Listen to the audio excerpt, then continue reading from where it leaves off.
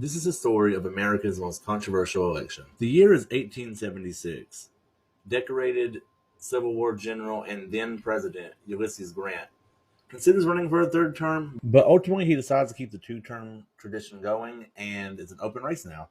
After the two main parties had their primaries, we were left with two main candidates, the Republican Rutherford B. Hayes and the Democrat Samuel Tilden. Now, this is where things start to get problematic. The original Electoral College count was 184 to 165 in favor of Samuel Tilden, but 185 was required for the presidency. There's still 20 Electoral College votes out there, and as we're trying to figure out who gets the next votes, there's allegations of unconstitutional practices and voter fraud in the several states that are going to decide the election. Mind you, the Civil War was only a decade ago from this time period.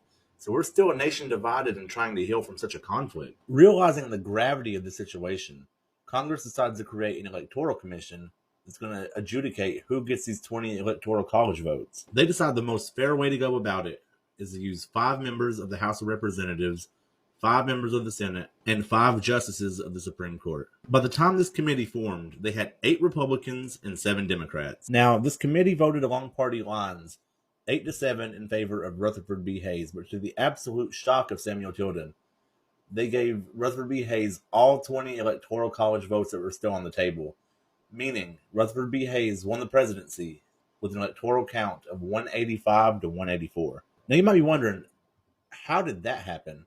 And this is where I introduce you to the Compromise of 1877. Long story short, so long as Rutherford B. Hayes got all the remaining electoral college votes and became the next president, the Republicans vowed to remove all federal troops from the South, effectively ending the Reconstruction era. As soon as all the federal troops were gone, all the civil rights laws in place to protect the newly freed slaves were pretty much ignored, ushering in a new era known as Jim Crow. Jim Crow laws plagued the black community and effectively made them second-class citizens in the South for the next 87 years. The Electoral Count Act of 1887 was passed a decade later as a direct result of this election.